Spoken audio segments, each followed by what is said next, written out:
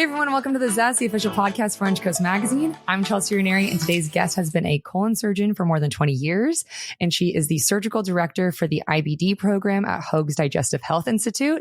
And you may recognize her from her billboard on Newport Boulevard in Costa Mesa. Thank you so much for being here today, Dr. Elizabeth Raskin. Thank you, Chelsea. This is a real pleasure. Looking forward to talking to you. Yeah, so the last time we spoke was back for Orange Coast's health and wellness issue, which was last year. And when I tell you I didn't stop talking to my friends for like weeks about what I learned from you, which was both equally informative as it was terrifying. So I've been very excited to get to talk with you and ask you the questions that have come up since then. Well, I'm glad it left an impression, hopefully not a terrifying impression about the GI tract and nutrition. But yeah, I'm looking forward to having this conversation and seeing where it goes. Definitely. So to start from the beginning of your story, where did you grow up? Ooh, good question. Well, I was born in Hollywood. I was born in Hollywood, California, and but I grew up in two separate places, and the two separate places are just outside of Washington, D.C. and in Las Vegas. So my parents met when my father was an intern in internal medicine at LA County. Wow. And my mom was a nursing student. And they met, they had me and my brother at that time, and we moved to the East Coast where my father was continuing his training. He had joined the Army and was doing a fellowship in rheumatology, which is a field of medicine that focuses on autoimmune conditions, which is kind of fascinating because that's what a lot of my work is in now. But we lived out on the East Coast where my dad was doing his fellowship. And that was a really wonderful experience being so close to Washington, D.C. And being involved in the activities there. I mean, it's such a hub, right? I mean, it's a historic town, all the monuments and the museums. In fact, my mother worked for the Smithsonian Museum when we were kids. And we would spend a lot of time at her museum on the weekends and the dinosaur exhibit. But fast forward, we then moved to Las Vegas, where my father was one of two rheumatologists for the entire state of Nevada when we moved there in the 1980s. And that's a completely different place to grow up is Las Vegas compared to outside of Washington, D.C. And we now were four, my three brothers and I. Wow. And it was a wild childhood, I've got to say. I mean, you're talking about the city of lights, right? The 24-hour culture, all kinds of things that, that make you grow up really quickly when you see. But at the same time, there was such a freedom to growing up in Las Vegas. And my parents are uber liberal. And we didn't have a curfew. So we got into all kinds of shenanigans at all hours of the day. And, anything from just driving down to the strip in the middle of the night to playing around in the desert, because at that time, there was really only about 300,000 people in Las Vegas. Whoa. And I think right now there's like 2 million people that live there. So it was kind of rural when you got outside of the city limits. And you'd go out and throw rocks and look for animals and just, monkey around. But that's where I grew up. And cool. I love both aspects of that childhood. It's such like your parents' story is so cute. It reminds me of Grey's Anatomy. Yeah, exactly. And it's true because my father crossed paths with my mother in the hallway, and he said to her, "Where have you been my whole life?" Oh my God. I mean, it's like a line out of a movie, right? Yeah. So that's what I've known my whole life. But in Grey's Anatomy, to some degree, a lot of that stuff happens. Not really the really weird things that come in the emergency room, but all of the interpersonal dynamics. We used to see those things as medical students. That's crazy. Residents. Oh yeah. It's not so much. It's not just Hollywood. Right. Put it that way. There's some truth to much of it. So, that makes me really happy as a fan. Right. I know. And here's the funny thing. When we were surgical residents, we would clamor around the television because at that time you couldn't stream anything. It was like a regular television. And we would wait on, I think it was Thursday evening, and it was on, and we'd watch the next episode. all together as a group, whoever was on call. And if somebody got paged to the ER or pulled to do something, you did it. But we were fans too, even though we were surgical residents. So that's so cool. It was a lot of fun. Was there a character that you identified with? Probably not. I mean, I think there's a mix, streamy, dreamy, whatever. I mean, they were all good looking people. Let's put it that way. Yes, so, very true. And I was more interested in how wild could they make the episode every time it was on. So good. It was fun. So you went to the University of Oregon and you majored in biology. And at this point, did you know that you wanted to be a colon surgeon? I knew I wanted to be a physician the vast majority of my life. And, I tell the story of when my father was a fellow in rheumatology, he would practice his talks in our basement in his study. And he would project the carousel slides up onto the wall of this whitewashed, study. And I would sit there cross-legged and watch him give his talks. And I was 4 years old. And I remember just thinking, I want to know what he knows. I want to be part of this secret society that my father is part of and his father before him.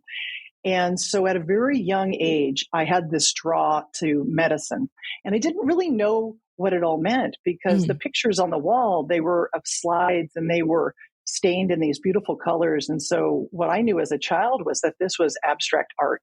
And it wasn't until later in life that I understand what the meaning of those slides were, in that we were really taking care of people. And I think this is where the influence of both parents came into play. My mother is a nurse, and my mother was fearless in the things that she exposed me to. And so she would take me to her patients' homes when she was caring for them as a home health nurse. And I saw things that perhaps a 10-year-old would not normally see. And I saw the way that she connected with her patients. And it was such a beautiful, touching environment that I said, I want to know what that is as well. I wanted to walk both of those lines between the hyper scientific part of medicine to the human touch aspect. It was so important to blend both of those things. So I'm very fortunate to have parents that represent that in medicine and in life. So definitely. What intrigued you about the colon? Well, it's really funny. So I've told this story before that most surgical residents become obsessed with some organ, and the intestines are my favorite. They're my favorite organ, and it's because I see the beauty in them. They are so beautiful to see in real life and to watch, in all their majesty, working and functioning the way that they do. I fell very quickly into that group of people that marveled at the colon and the rectum and the small intestines. And to operate on them was something that was enchanting to me. And I loved the technical aspect of it. I loved getting patients healed so that things work.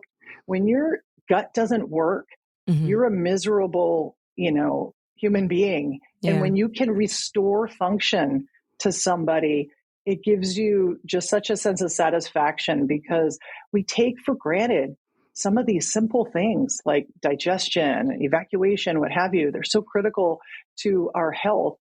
And as a surgical resident, I recognize that early on, and I'm so thankful for the mentors that I had that showed me that this was an important and honorable field to be in, even though you get a lot of jokes and comments poked at you as a colorectal specialist.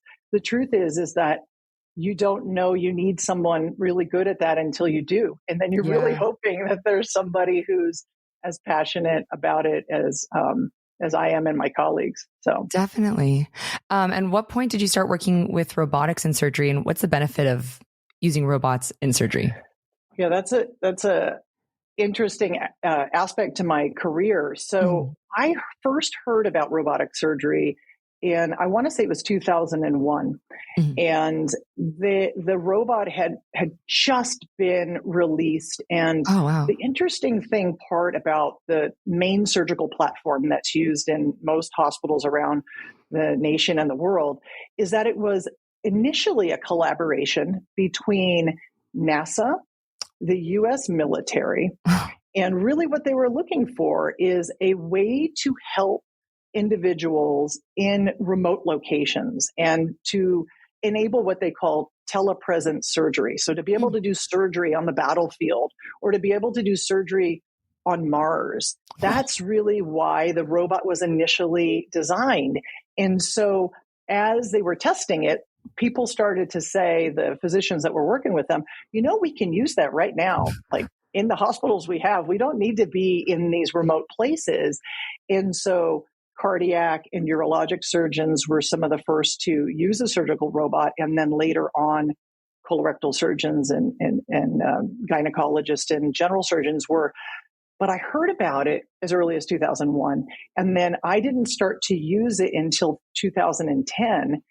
But it was at a time when I really could say to myself, I see the value to doing surgery through small incisions. It really does help a patient improve more quickly. They have less pain. They stay in the hospital for a shorter period of time. They have better function, faster. And so I became obsessed with minimally invasive surgery and have been so ever since I first did my training in 2010. So fast forward, it's been 14 years and I've operated on, 700 to 800 patients, I would say, with the surgical robot. And I'm very thankful for that element of my current practice. Yeah. So can most of the surgeries that you perform be done with robotics? They can. So there are a few reasons why we wouldn't use minimally invasive surgery. And largely it comes down to mostly in patients that either have true emergency operations where you don't have the time for inserting these delicate instruments, or a patient doesn't have the space within the abdomen to be able to insert the instruments. And so my philosophy is you try robotic surgery on almost all patients, and you'd be surprised. The large majority of patients are able to have a successful robotic procedure. And this enables them to go home in 1 to 2 days. This enables them to have almost, invisible scars. Fast forward by a year. Many times you can barely even see the incisions we use. And traditional incisions are big. They're the entire abdomen. And it takes a lot for patients to recover from a traditional open incision. And so when it's possible, we certainly use this technology. That's amazing. And then in 2022, you were recruited to Hoag as the surgical director for the IBD program. That's right. What is IBD and what are some warning signs? So IBD stands for Inflammatory Bowel Disease. And Inflammatory Bowel Disease, the title really is broken up into two major entities. That is Crohn's disease and then ulcerative colitis. So these are autoimmune conditions that affect the intestinal tract. And ulcerative colitis is a condition that exclusively involves the colon and the rectum, so what we term the large intestine. Crohn's disease, on the other hand, is a chronic inflammatory condition that can affect the entire GI tract from the mouth to the anal opening. So this is what many people don't understand about Crohn's disease, is that it's not just, a gut related in the center of your abdomen, abdominal pain condition, but it can be a condition that involves and affects your ability to eat, your ability to digest, your ability to evacuate, and can be very debilitating. And so we are fortunate here in Orange County to have the Hoag Margolis Family Inflammatory Bowel Disease Program, because we have some extremely specialized and talented colleagues that range from our medical GI providers to our nutritionists to our care counselors certainly surgeons, our radiologists, our pathologists that can evaluate a patient at our multidisciplinary care board and help make decisions with that patient about what sort of help do they need, and also to draw on the healing that's available, not necessarily through the hospital or through the clinic, but available to the patient in their own environment and through themselves. So we really try to push the notion that someone can heal themselves. And yeah. Healing doesn't just mean that they themselves do everything, but they can use their innate ability to harness their healing capacity. And then we add layers to their care. If somebody needs surgery, if somebody needs dietary counseling, but we like to empower patients. And I think that's something that traditionally has not been has been the message. It's always been, you need care that comes from an external source. Right. Let's empower a patient to heal themselves as best as they can, and then support them in all the ways that we can to get them as healthy as possible. Yeah, that's incredible. So what is the difference between IBD and IBS? And I don't know if it's just the side of TikTok that I'm on, but IBS is a hot button issue on TikTok. So what are the differences between those two? So a huge difference, actually. Okay. So IBD stands for Inflammatory Bowel Disease. And as we mentioned, these are autoimmune conditions.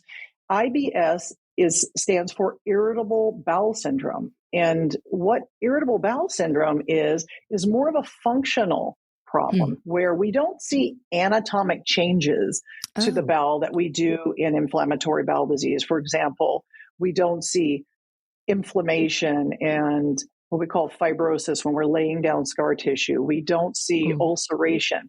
So typically when we are looking at a patient with IBS and we're doing a colonoscopy, for example, the colon and the small intestine might look completely normal, but yet patients will have very real and debilitating symptoms that range from diarrhea to constipation to chronic abdominal pain, brain fog, body ache. I mean, the list goes on.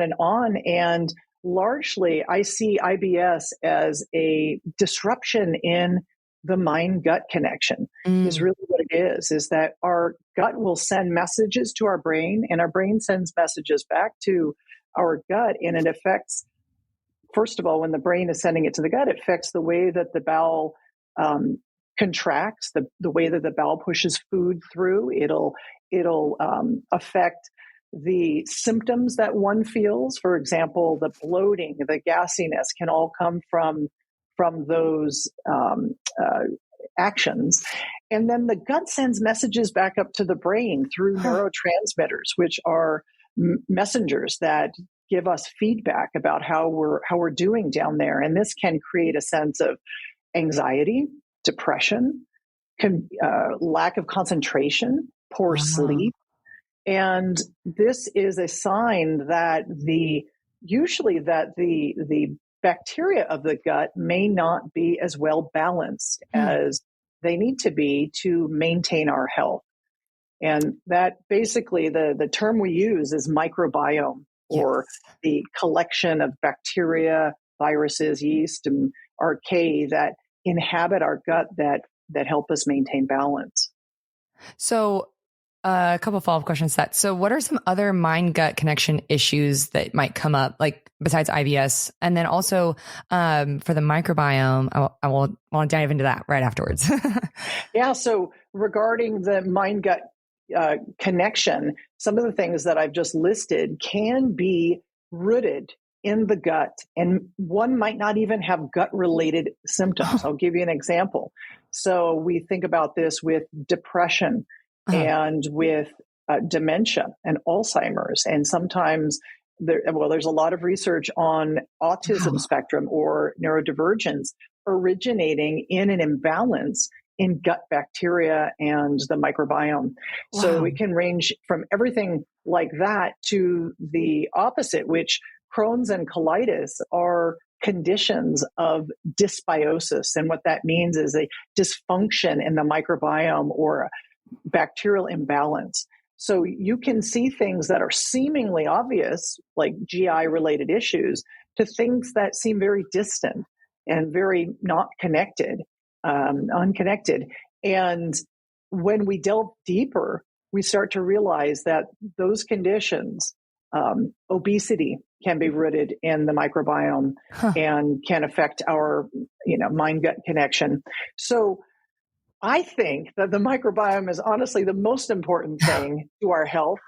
And that's not just a biased colorectal surgeon speaking. That is somebody who it feels so impassioned about this new research and how do we use this and how do we help our patients, find that balance again.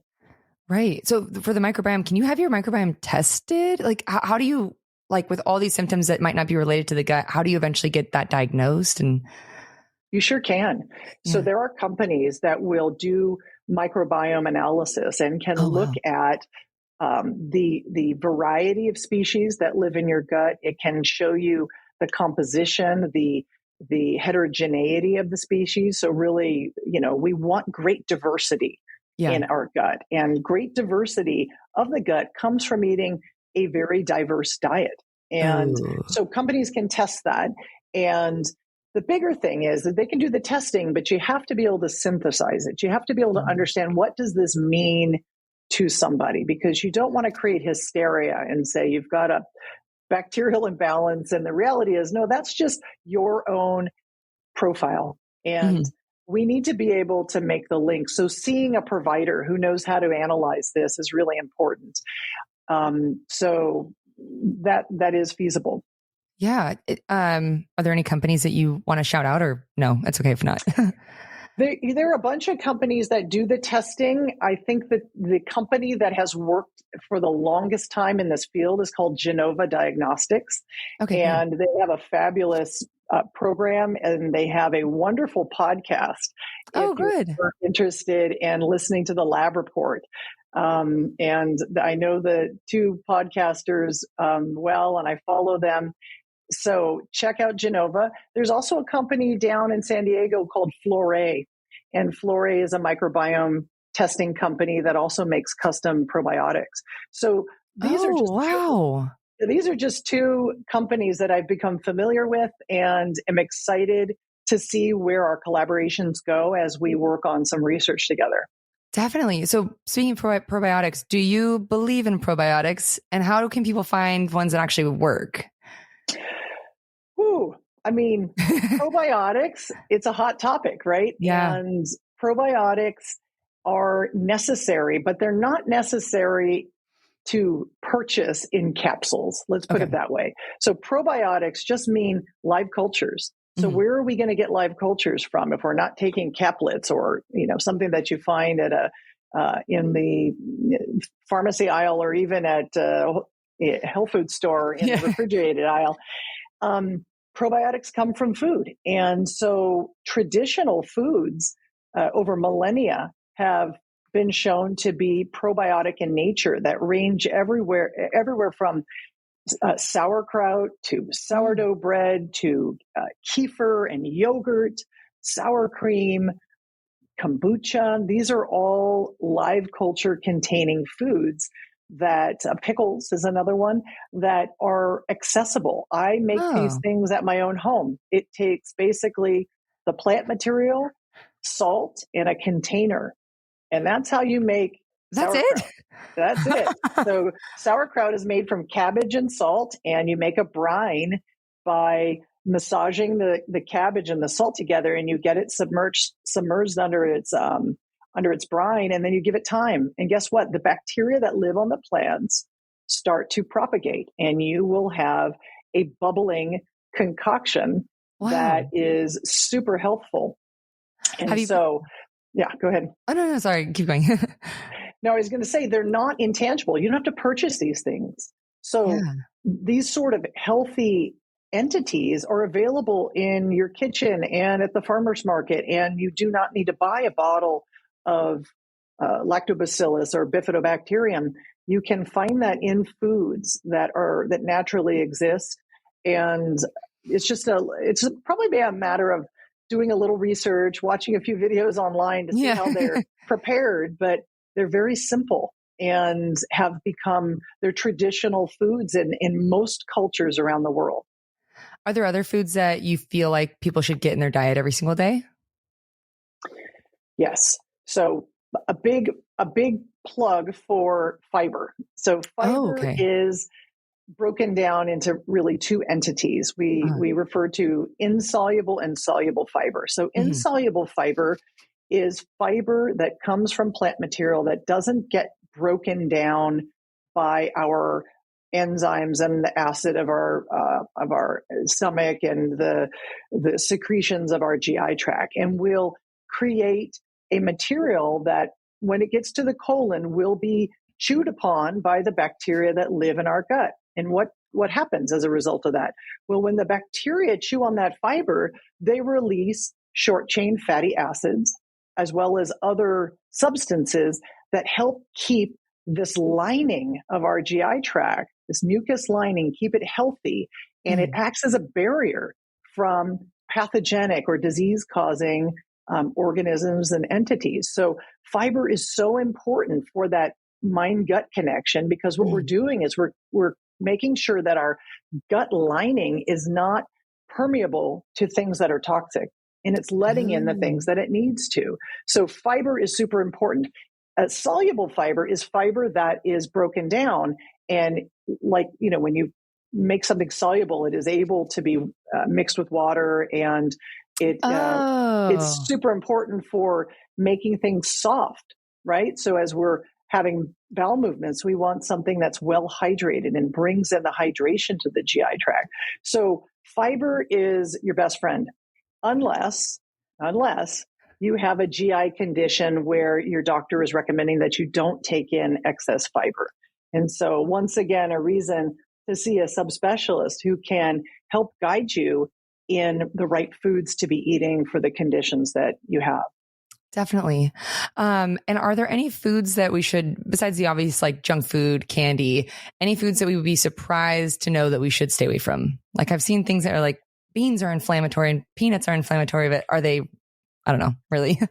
Yeah. So here's the thing. I'm a big proponent of not villainizing foods. Yeah. I really don't like to establish what is good and what is bad. It's just like talking about good and bad people. That isn't true, because for example, there are foods that might be the only thing available to somebody, and that's what they have to eat because they don't have the luxury of a farmer's market. They live in a food desert. And so usually what I refer to is you want to eat things in certain quantities, right? So if you have starches and a lot of high carbohydrate containing, maybe even refined processed foods, and that's what you have available, you want to try to have a ratio. You want to not make that the sole thing that you're eating.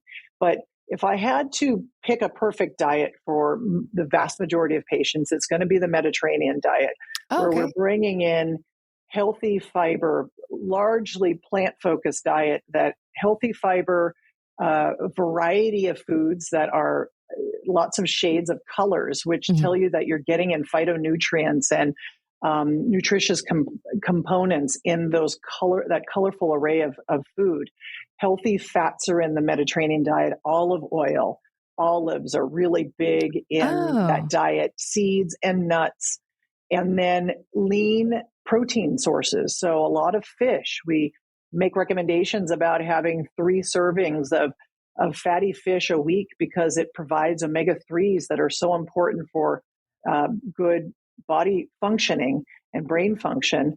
And, interestingly, if you've ever seen that TV show about the blue zones, they go into, on Netflix, they talk about the Mediterranean diet in great detail. And one of the things is that they're showing people eating this food, and then they're having wine in moderation. And interestingly, wine is a fermented food, right? So once again, we're going back to this whole notion of probiotics in the foods that we're eating. And then fiber is really a prebiotic. So it's the food that our probiotics are feeding on.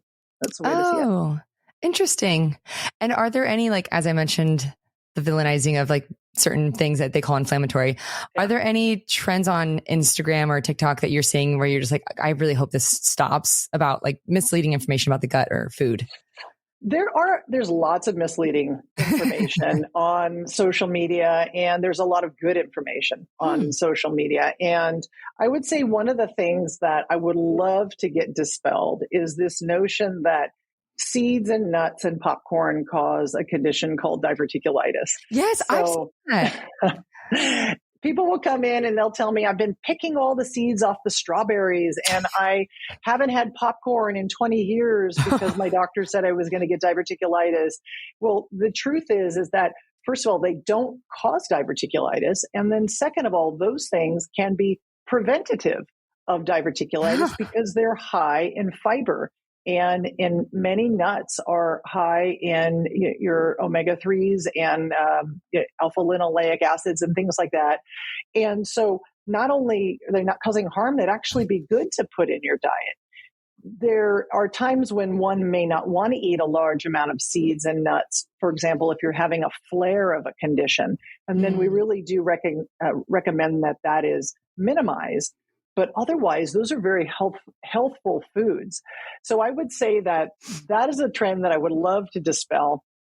I would say that another thing is we should be using our instincts about food. And you should eat, I would say, intuitively, right? Okay. You can understand the ebbs and flows of your own body, and you know what foods are giving you good digestion and good evacuation, and what sustains your energy, and what foods are fulfilling, but they don't cause bloat and sluggishness and brain fog. You know those things for yourself. And there are plenty of people that can tolerate such things as dairy and gluten and beans and lentils and what have you. Must and those nice. Can have a lot. Yeah, there's a lot of people who can tolerate that, and it's very helpful when they can. But if you're not one of those individuals and you do have challenges with those foods, you don't have to have a diagnosed allergy. And, people say, do you have celiac disease? Yeah. Do you have the diagnosis? Well, you don't have to have the diagnosis in a lab report. You know what you're sensitive to. And so I like to empower patients to say, this is what I have a sensitivity to. I know I don't have the testing that supports that, but trust me on this. This is what causes these symptoms for me. And I believe them, because there are times in patients' lives where they can tolerate beans and times they cannot. Yeah. And some people get over that, and then it becomes a good source of protein for them down the road. Other people do not. So like I said about the villainizing on social media, I don't like broad sweeping statements about food as being good or bad, but it's really about understanding ourselves and what's good for us and what may not work for other people, but it's very personalized. Definitely. And you mentioned being lactose intolerant. Is Lactaid great or is it bad? I use it. I can't have dairy in any way, shape, or form because I have a true allergy to dairy. Oh, so really? I haven't had it in about 30 years. Oh, so wow. For people that have a lactose intolerance, I think they're able to take Lactaid and have no significant issues. Okay, great. But there are a lot of milk alternatives that are wonderful that can provide a lot of healthful benefits. I will say that when you don't take in a lot of dairy, you do need to be mindful about things like calcium and vitamin D, and you need to make sure that you're getting other sources that historically or traditionally are gotten from dairy products. But I haven't had dairy products in 30 years, and I can't say that I even miss it because now you have so many alternative options for milks and yogurts and for ice creams that and cheeses that you can eat that are all plant-based. Definitely. All right. Now to get to what I mentioned before, that is a little bit of a scary topic. So colon cancer is what you and I had talked about last year. And you had mentioned that it's starting to affect people in their 30s. So what are some signs that people should be looking out for? And also, do you have any theories on why it's happening to people in their 30s? That's right. So colon cancer has had an uptick, and especially in the millennial generation, is that we're seeing younger and younger people developing colorectal cancer. And it's worrisome because we really don't know one specific reason. And interestingly, it's not because it's necessarily a hereditary or a genetic condition that's passed down. So for our audience, only about 20% of colorectal cancers are hereditary. Wow. The vast majority of them are what we call sporadic. So that means that they just happen out of the blue. Now, many of them may have some genetic component that's not a common entity, but the vast majority are what we call sporadic. And so then we have to start thinking, where and why are these cancers developing? And the truth is that they're multifactorial. I believe that colorectal cancer in younger people is due to our environment, the food that we're taking in, our exposure to electromagnetic fields. It's due to radiation. It's due to pollution. And it's a really big wake-up call for us regarding how we care for the planet. So as we pollute our planet and we don't take that seriously, we are going to see that these conditions, colon cancer, but also other diseases, become or start affecting younger people, where we're thinking this is something that only happens as we age. I've taken care of patients in their teenage years with colon cancer that don't have a hereditary. They don't have a hereditary, gene that's the reason for their cancer. I see many individuals that are in their 30s and in their 40s. And so the most important thing is to look out for signs and symptoms, which I'll get to. But the second thing is the American Cancer Society and many of our national societies have lowered the colorectal cancer screening age to 45. It used to be 50 for many years. And so what does that mean? That means if you are someone with no significant risk factors like family history or personal history of cancer, that you should start your colorectal cancer screening at the age of 45, your first colonoscopy. Okay. And if you do have risk factors like family or personal genetic issues, your doctor will tell you how much earlier you need to start your screening, but no later than 45. And it's a test that people have a lot of squeamishness about, but trust me, as someone who both does colonoscopies and has received colonoscopies, you can do it.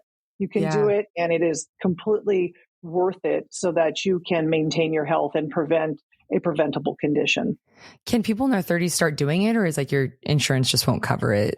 That's the thing. Unless you have significant symptoms, they're not going to, insurance companies typically do not pay for early colonoscopies. And so that becomes a challenge for someone who's just really concerned about their health. But think about the sort of symptoms that one might want to bring to their doctor. Number one, if you're seeing rectal bleeding in your stool, blood in your stool, changes to the color of your stool, don't just pass that off as, oh, it's just hemorrhoids. Hemorrhoids is the only thing that people know of. So they start saying it's got to be hemorrhoids. Well, that may not be the case, although the vast majority of rectal bleeding is from hemorrhoids. You don't want to attribute it to that till you've ruled that out. So see your doctor. Be your own best advocate. Don't accept, oh, you're too young to have X, Y, and Z. And don't also accept the advice of someone who's not willing to examine you. So you need somebody who can look and to do this in a most professional way to reassure you that your symptoms are due to a benign source. And quite frankly, you should be able to fix that bleeding. You should not be living with chronic rectal bleeding or blood in your stools. The other symptoms that someone might feel is a change in their bowel habits. They've always been regular and now they're exceptionally constipated, or they have a lot of diarrhea. Those are things that you should bring to the attention of your provider and get answers from them. Is there some times where there's no symptoms and you still? There can be. There really can be. And once again, the reason for screening at the age of 45 is for people that are asymptomatic. So that means that no symptoms whatsoever. What we're doing largely is going in and looking for the precursors to cancer. We're looking for polyps. They're growths that can then differentiate and change into something precancerous or actually cancerous. So when we do screening, it's on individuals that do not have symptoms. So that's the most important thing. And this is true for other screening tests that we do, from pap smears to mammograms, as we in prostate exams. It's screening for something where we may not have a symptom yet, but we're looking for microscopic evidence or hidden evidence that something needs to be evaluated further. So changes in like your gut health or bowel movements and then blood in your stool, is there any other symptoms that kind of might hint at something? There are. Some of these are when a condition is becoming more pronounced. So when we see abdominal pain or rectal pain, when we see weight loss, that usually is a sign of something that is already progressing. So I would say the most important thing is to, like I said, be your own advocate. If you have a concerning symptom, don't let somebody dismiss it. Don't let somebody gaslight you and say, you're not feeling that, or you're too young, or you're too healthy to have these conditions. Get the advice of a trusted professional who will reassure you and do the evaluation in the most thorough way, because this is your life that that you have control over. You need to make sure that you speak up and don't be too shy, because these areas can be sensitive areas that a lot of people are not very eager to talk about. Yeah. But when you come to an intestinal doctor, we talk about these things all day long. So there's no shyness on our part, and there's nothing too weird, too gross, too graphic that we can't tolerate. And we welcome those sorts of questions and concerns. Amazing. Well, in addition to all the incredible work you've been doing in this field, you also spoke at the Hoag Her Summit, which I attended last year. And you did? Yes, good. That was amazing. Like, I learned so much. I took my mom with me, and that was just incredible. So, is there anything else in your career that's coming up that you want to shout out or have people look out for? Gosh. Well, one of the big things that I'm extremely proud of is that I am currently a fellow at the Andrew Weil Center for Integrative Medicine at the University of Arizona. So Andrew Weil is an integrative physician who has pioneered this field.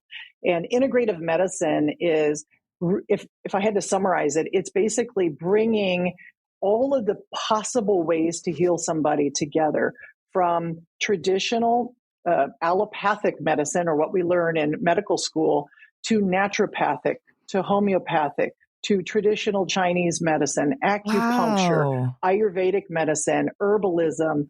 And it brings it all together and says that these things collectively bring so much value to a patient's health. And so I'm 1 year into a 2-year fellowship. And I can sit for the boards after this 2-year program to be boarded in integrative medicine. And I'm really proud of that. And the experience that I've had with the Andrew Weil Center has been perhaps the most remarkable education of my entire life.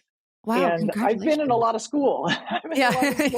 From Montessori to college to medical school and all my training. This has been so pivotal because it is harnessing this knowledge to allow me to become not only a good surgeon or a better surgeon, but to be a healer. And that's something that I never recognized that I had the capacity for. I thought as a surgeon, you're relegated to, making an incision, taking something out, or fixing something. But I think I came to a stage in my career where I felt like something was missing in my repertoire, in my bag of tricks. And really what it was is that healing capacity. And you don't just jump in and start healing somebody else. You start by looking at yourself. And a big part of our training is learning how to heal ourselves and how to come to the appointment with a patient or come to the operating room in our healthiest body and our healthiest mind and spirit. And so that has changed the way that I've practiced in a really remarkable way. Wow. Congratulations. That's amazing. Well, I could literally talk about gut health all day, but we're coming to the end of our time. And I have 3 final questions for you that we call the Thoughtful 3. So how have you changed your personal health routines after becoming a colorectal surgeon? I would say I'm constantly changing my my health routines, and I've been a student of nutrition my whole life, having been a vegan in the past for 10 years, and then being on a paleo diet, and I've done all those diets looking for things that would solve some of my own personal experiences and conditions. But I would also say that I have been an athlete my entire life. So, having run my first competitive race at the age of 4 to becoming a chronic marathoner and an ultra marathoner and playing rugby. And now one of the new things that I'm doing, it's really exciting because this is something that I'm doing for my own health, but I've enlisted my children to get in on this, is we are doing a 30-day cold water swimming experiment. And so we are going into water that is 60 degrees or below every day. And we are pushing the boundaries on how long we can stay in the water. And we are finding some of the health benefits of this cold water therapy that has become, I would say it's not necessarily a fad, it's an awakening to the benefits of cryotherapy, of the cold plunges, but also what we're doing is actively swimming in water that's cold for up to 20 minutes. And there are so many benefits to it that I have seen in a short period of time. And what it is it's like a reset of your body. It's a reset of your autonomic nervous system, what we call the sympathetic and the parasympathetic system, so that you learn to become more comfortable in something that is very uncomfortable. And that is a way to improve your grit, your resiliency. And why I'm so proud of doing this and having my children do it is my eldest is 12 and he is there. He's ready to jump in and he's like, let's go, Mom, let's do this. And what I hope that does is really lights a fire in himself, that these tough things make you a better person. They make you more dynamic. They make challenges in your life surmountable, as opposed to thinking, oh my gosh, I could never get in cold water, or I could never run an ultra marathon. I could never. I'm not, as you can see, I'm not a fan of putting up those barriers. I'm a big fan of testing the limits and also seeing that these things bring a sense of health and healing, and they're at our disposal. They're in our backyards. They're at the beach. They're in a cold water, a lake that you live near. So it's something tangible. That's a cool challenge. I want it. It's successful. I want to try that. What advice did you receive early on in your career that you still follow today? I've had so many really impactful mentors. I would say one of the best lessons I have learned is from my mother. And my mother never thought anything I ever proposed was crazy or unreachable or undoable. So when I was 12 years old, I told my parents that I wanted to do an ultra bike race. And I was 12 and I had this really terrible 1-speed bike. And my mother let me ride from Las Vegas to Lake Havasu. Oh my gosh. With a bunch of strangers. And I didn't think it was, I thought it was possible, but I needed somebody to believe in me, like my parents, that would sign the waiver that it was okay to do that. And sure enough, I was the last person to finish that 150-mile race, but I didn't drop out. And there were a lot of people that dropped out, and I was 12. And I think that those kind of formative experiences are so invaluable to our own personal growth. So So I would say, to answer your question, some of that best advice was to dream big, to be, as David Bowie would say, be malevolently curious about life. So dream big, think that wild thing out there is something that is possible.